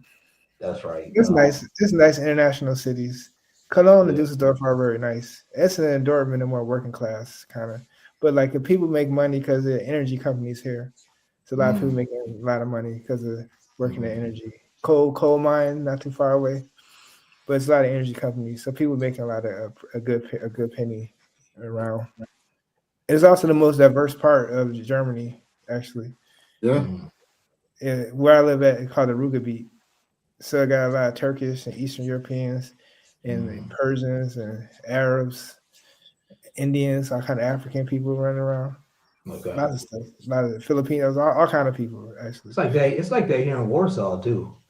Like I didn't like at first when I was coming here, I didn't realize that, but like later over the years, I started realizing all these different communities are over here. So I feel you the same, but in Germany, you just see it more pronounced, I'm sure. I mean, even at the park, you hear like 12, 13 languages. Or I hear a language you never heard before. But who's the person from? He was Kosovo. Oh, really? Okay. So like this kind of stuff. People from Sri Lanka or people from Bangladesh, Pakistan. Probably a lot of good restaurants over there. I mean, not so much. You gotta go to Dusseldorf though to get the better restaurants. But they got some like some Arab restaurants, some Chinese, Turkish restaurants everywhere, of course. You know? I love Dusseldorf. it's like everywhere. I have a question. What do you expect for Trezor? You know what? I don't know. You gonna beat it? Well, see, this is the thing. So when I was supposed to play, like right when COVID hit, it was me, Octave One, and somebody else. Supposed to play Globus. First time I've ever I think this would be like my 5th or 6th time at Trezor. I'm not really sure, but that wasn't the first time I ever would have played Globus. So I'm out the dungeon. I'm not in the basement anymore. I can do a little bit more stuff. You know, it's boom basement. It's boom. There's 2, but you can kind of expand more. You know what I mean? I really don't know. Yeah. I got to go through some, like today, after I get done with this, I got to run around for a little bit, but like I'll leave on Wednesday. So I got from now until Tuesday to go through music. So that's what I'm going to do. I'm kind of nervous in a way. Good. But I think that's good. That's good, of course. So, but it's also crazy because Josh is coming. My friend, our friend Mike is coming. Mo's coming. Emily's coming, and all these people that I haven't seen. Lee's coming. Most of you guys are coming, and Philippe's Lee Holman. my boy. So it's like all these people I haven't seen, and I ain't trying to disappoint nobody, but at the same time, I don't know what the hell. So, I mean, this ain't news to nobody. Just do what you always do. It's been like playing. Quote unquote. You know what I mean? I haven't been in it forever. Fuck up. Hey, well, here's what it is. Nobody cares. Nobody cares, bro. All you gotta do is play music. No, I'm just kidding. You a petty DJ. That's why petty DJs always sitting around hating. Oh, that blend was garbage. The regular person. You always twist stuff into trash. Trash. I'm only saying because I know he gonna rock it. That ain't the point. I like it that he is sincere about what it is he wants to do and how he feels about his performance. That's the way I look at it. Mm. So this week, And I love that. And I love that. I love that. I love that. So you playing the Trezor, right? You playing downstairs? yeah, I mean, They just beat. I mean, I've been down there and I just hear people just banging it for like 3 hours straight, just like straight up, no breaks. Just like one energy, next energy, next energy, just straight. It doesn't even matter. You don't even have to go. You just gotta bang it, man. That's Yeah. it. Just a banging, just banging. How long you playing? 3 hours from 4 to 7. Oh, 4 to 7. Orange, they're gonna be asleep. That's that 4 to 7. When we first I'll probably be upstairs the whole time. Actually, yeah, the lineup changed from two to 4 or something like that, 2:30 to 4. But then it changed when I got the itinerary. I was like, oh, Damn. Yeah, that 4 to 7. That's you can't even. it's coming like You're afraid of like you be trying to okay, I'm gonna relax a little bit before, but don't put my head on the pillow or nothing. I want to have 27 missed calls or something like that. So you gotta like stay up. right. Sometimes when I on those witness parties, sometimes I would just go, okay, let me just go there. I'll just go sit behind the booth or something, just make sure I don't, like fall asleep. Because for me, if someone would say 1 to 3 or maybe 2 to 4, like you said, or okay, 3 to 5 if I have, 4 to 7. That's like, dang, yeah, it's a little. But you gonna be like Hakim said, you're gonna go in there and just, you're gonna start playing them records and. I mean, do you have to stomp it all continuously? Stomp it at Trezor at that time? Can you? I'm not gonna. I can't. I'm gonna be like this because before me, there's a live act before me, so that which is good because I can actually build. Mm-hmm. But at the same time, it's also cool that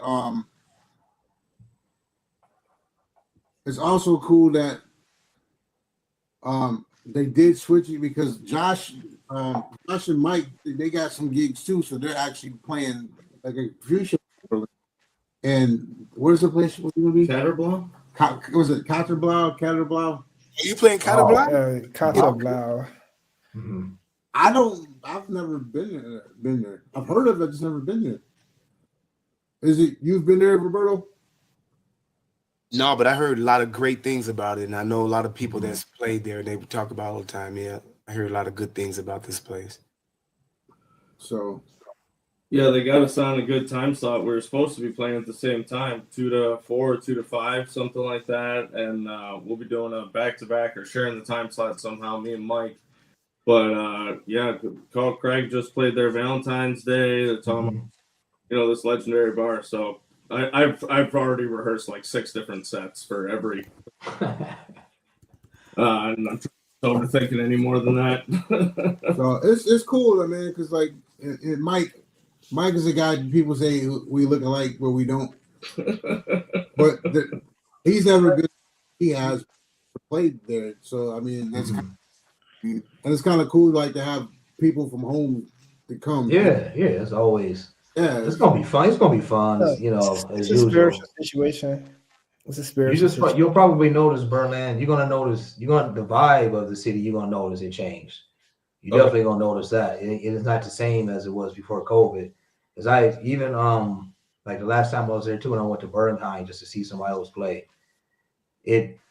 How like before when you used to go to Bernheim, it was like really like the ground was just like in your face, but it seemed like when I went that last time, I felt like it chilled. It was like kind of like tamed down a little bit. I didn't have it, and then even downstairs when I was about to leave, motherfuckers was in there changing.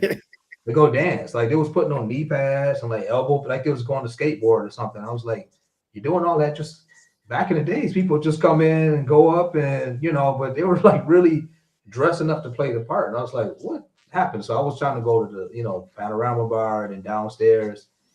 I was like, man, it just don't feel the I don't know, like it's not like 100% like it used to be. It's like a little bit tame. I was like, maybe it was just that one time, but then I kind of felt like that around the city. And I hang out with Tim and Xavier a lot, so he tells me too. He was like, man, yeah, these things kind of, you know, I'm living here all the time, so it's a little bit different. That's the only thing you might see, but it's still gonna be fun. It's still gonna be fun as hell, like going to the clubs, even when you go to the record store.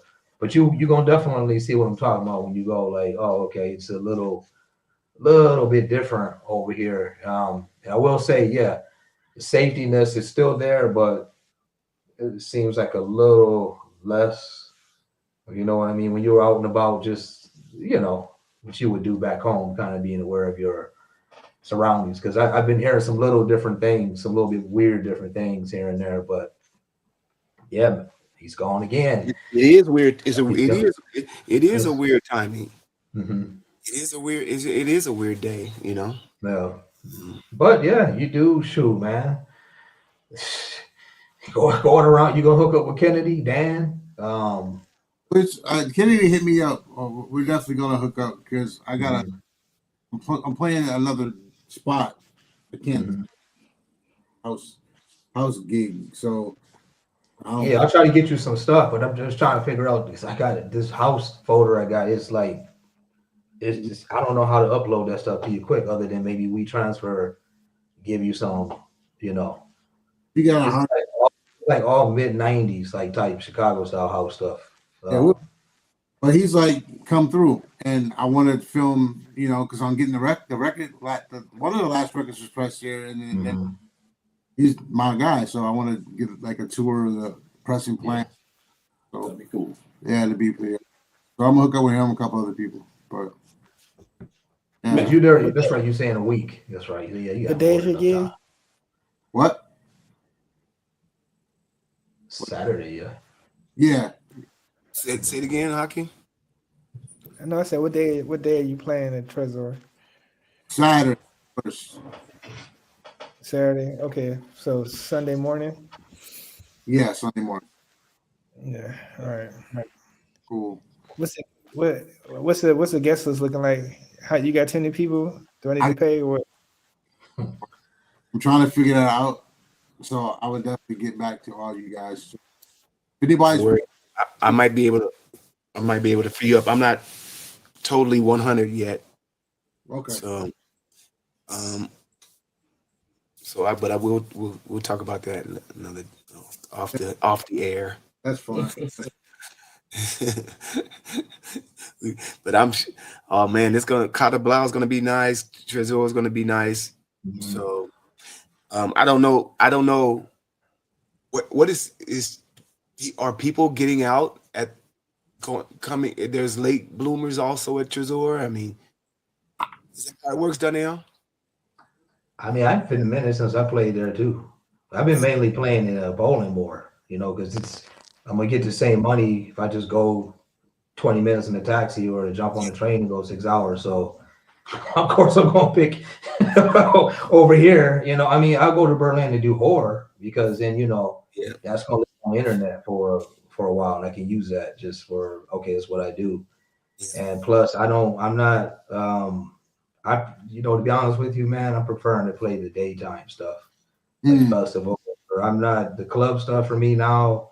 I'll still do it, like for good money, obviously, but it's like if I can play the time I want to play or do it, but it's really if I could do festivals and like the daytime gigs that people start to do over here, I can come in, play 2 in the afternoon to 4 or something, get the same money. I'm kind of like, or like even at About Blink, you know, when they do their stuff. Like the last time I played that thing, it was the dude asked me, he said, "Don't you want to play later?" I said, "No, actually, I don't mind coming playing at 1 o'clock in the afternoon to 3. And I'm done. I can go hang out in Berlin and have fun, like watch other people play or go do whatever." So he was trying to get me to play later, but I said, then I'm waiting the whole day. I'd rather just do it in the afternoon. So that's like the way I like to do stuff now, unless it'll be like a live PA or something too. That would be nice to play. But again, like a festival outside or something during the day. It's just I think I'm just getting older, man. I just can't deal with the clubs like someone coming trying to talk in my ear while I'm mixing, or I'm like, dude, first of all, I can't even understand what you're saying because it's like the English is improper. The speaker is right here. You're drinking beer and I got to turn my head because I see the spit flying. Exactly. And why you want to do it now? while I'm mixing. You're just You know what I mean? Like, coming in, I'm just like, I don't know what you're saying, man. Just go. Just Straight. go over there, you Straight. know. It never stopped. And then but the worst for me is in that back room. Because I don't like smoke that much. And even here in Poland, I tell him, look, man, blame it on me, but please tell these people they can't smoke in the back.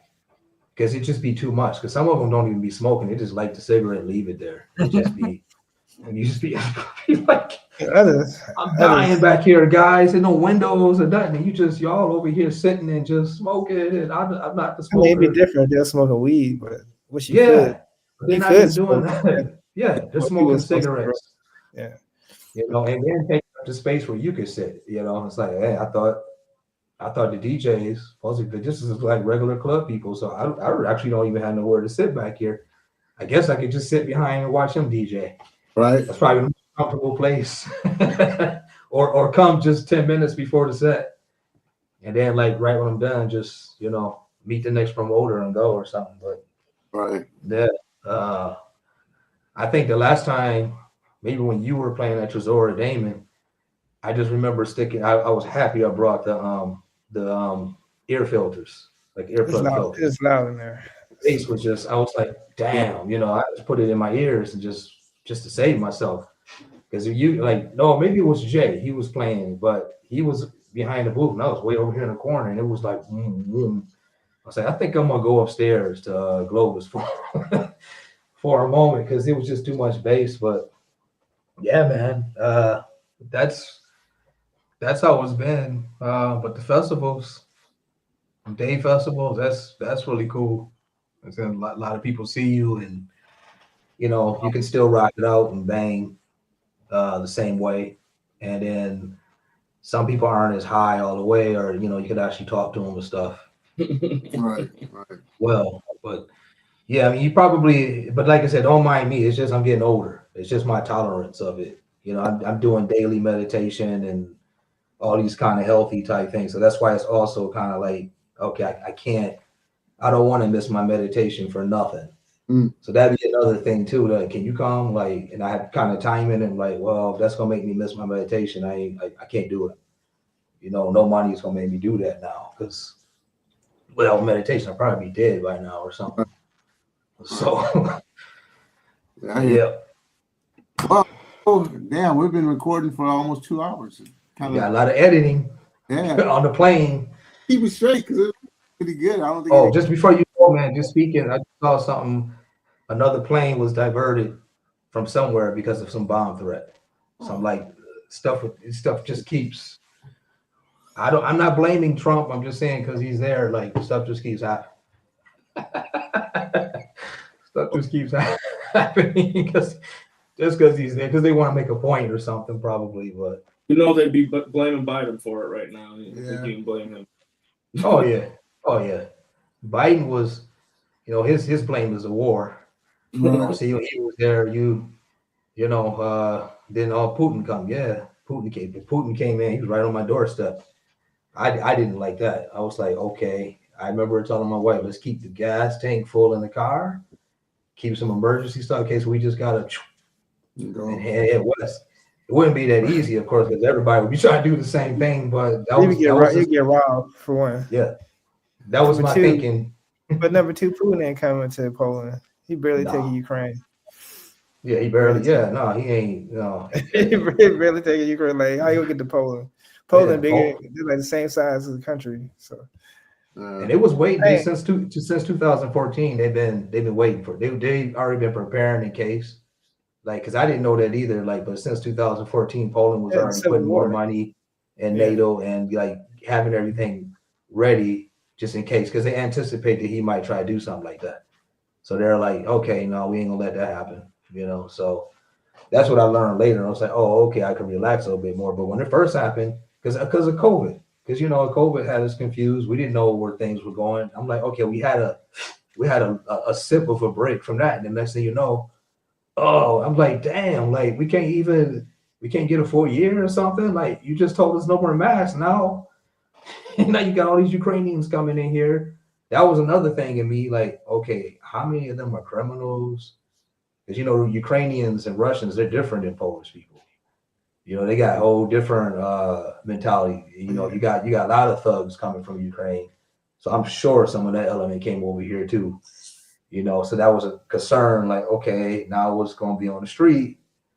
Like walking around Warsaw, and I remember going catching the train to Berlin one day, and I saw a bunch of them just around the train station, like just on the streets, sleeping, sitting. I was like, God, this is crazy. It looked worse, Myles, than how it looked in Kalamazoo with homeless people now. Like when I went home in Kalamazoo in September, and I saw all the homeless people everywhere around Kalamazoo. I was like, what's going on here? I'd never seen Kalamazoo like this before, especially downtown. So I was like, I'm not even going downtown no more because I feel unsafe there. But here it was the same when, I was like, God, man, this stuff is on TV or whatever. You think you don't see it. But then when I actually saw it, I was like, this is crazy. Right. It's crazy. So, all right, y'all. I'm gonna wrap this up. Thank y'all for joining me today. Thank you for popping in. Yeah, thanks for having me. Thanks for everybody. He looked like High a little bit. High from Grand Rapids, like a little bit. Y'all got the same kind of flavor. Hi, he used the hip hop. You ever on Burton? Oh, he used to own the Asian guy. So he calls you Asian. Yeah, I think y'all got that similar vibe. I think he's been smoking. Yeah. I've been smoking, I think. So, in high school, they called me. wow.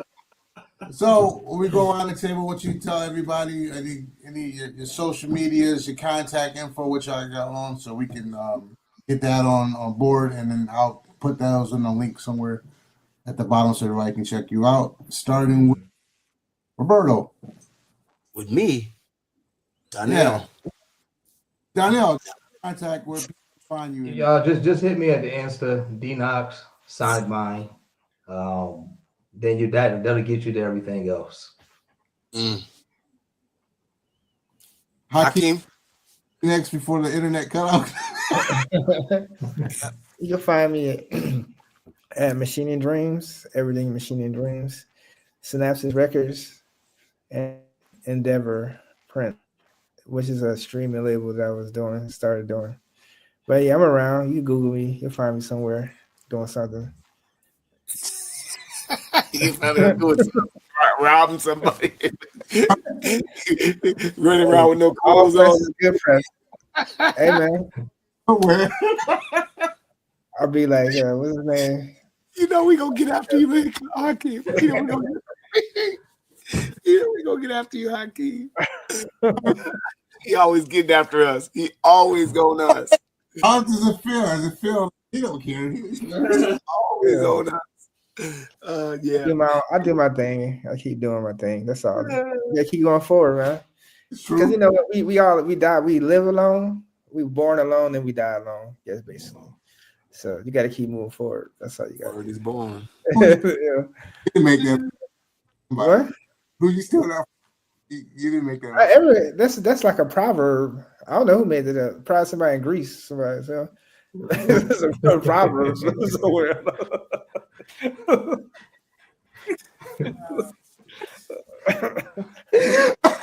can't say what I want to say.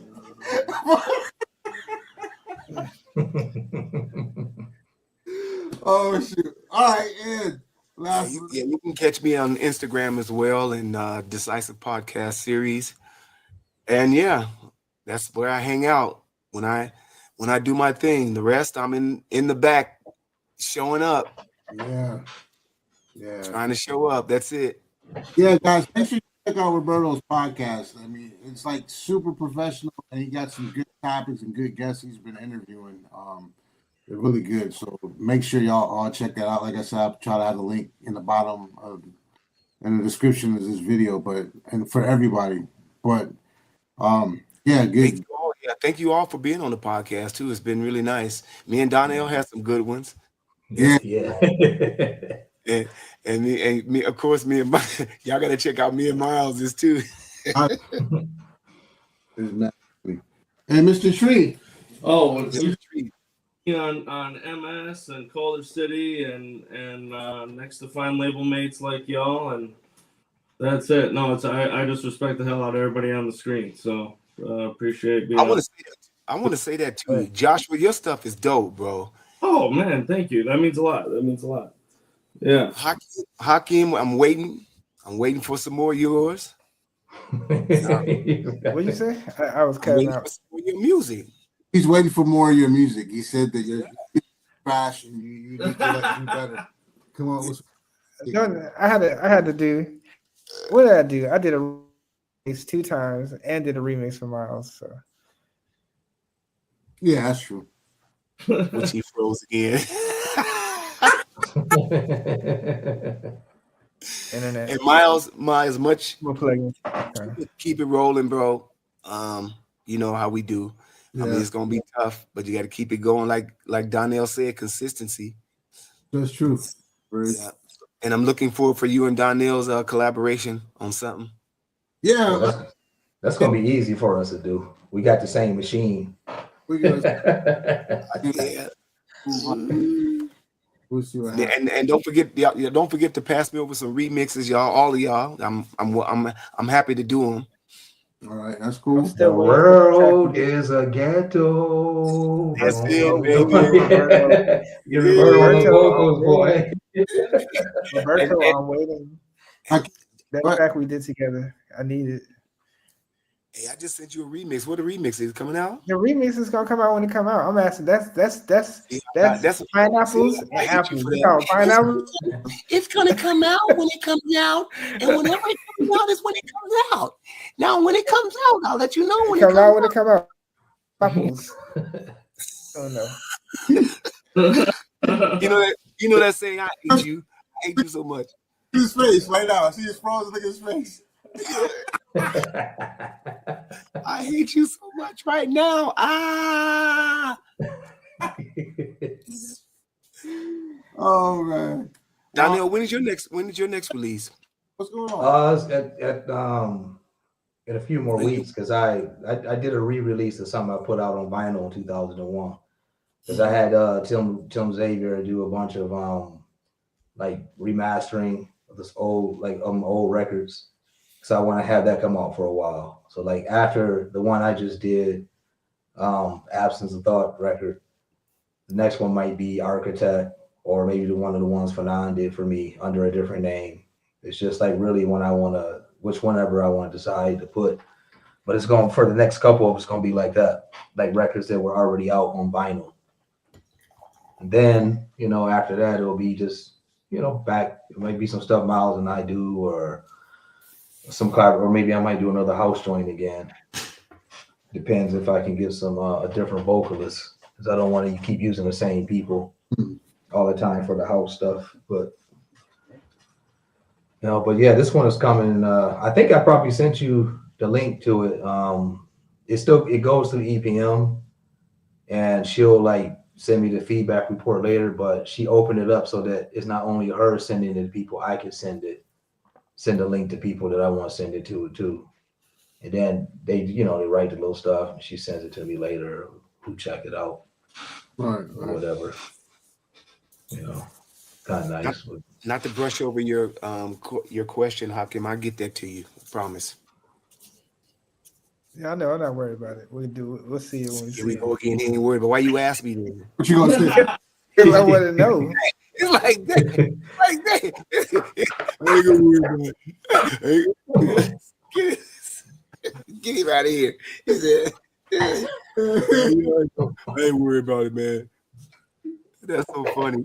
Here we go. All right, listen. I do have some conceptual records coming. I said, Myles, we want to do a record. I'm gonna do a record for Myles, a thing called Venn Diagram. It's gonna have house and techno and me in the middle. And then we're gonna have. Then my other one was HM55 post biological future. I've been sitting on this for like 20 years. Yeah, no, like 4 years maybe. So I'm waiting to do that. I'm looking forward. I do it when it come out. Come when it comes. Son. Let it go when it come. Let it Come when it comes. No, I got the Jamal Moss remix, and then I have Okay. I have Griffith Bean, and then I have Tyree Cooper, Oh, Tyree.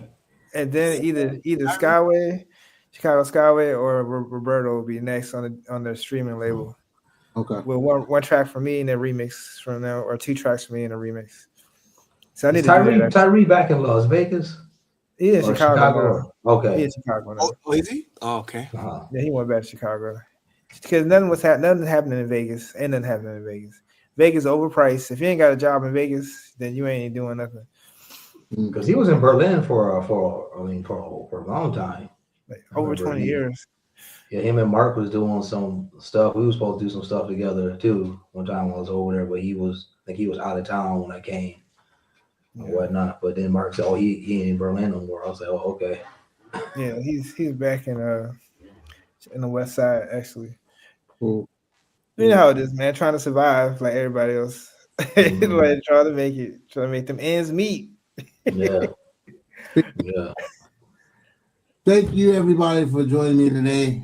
I hope everybody enjoyed the podcast, the first 001. I think I'm entitled this one. Yeah. And the Misfits. So that's what we are. Next time we come back, you can get your internet back. Show up. Show up. Show up. Just show up. Just show That's up. all you gotta do. The magic will happen. Show up. That's the man right there. He's the magic man that came up with that. I was watching one of his Instagram posts. I was like, that's a genius. That's a genius thing. Let me That was say you, Roberto. You said that. I was like, we got to roll with this, man. Let me say one more inspiring thing. Make sure y'all check out Denzel Washington's YouTube channel. He's got a lot of great ones, and pick out what you want, but he's saying a lot of good stuff. I got this meditation thing from you, and then all of a sudden Denzel started popping up, and he's really saying a lot of things. And listen to Theo. Y'all listen back again and listen to Theo Parrish talk again, because he got some really, really great points of interest that you guys would be inspired to hear again. Listen, I mean, he really landing some really good stuff. Cool. All right. Very, very encouraging. All right. That being said, thank you to my little waves. Hakim, I'll wait for you. All right. Thank you, everybody. And until next time, show up, and I'll see you next MS Live. Peace. Peace, you guys. Ciao.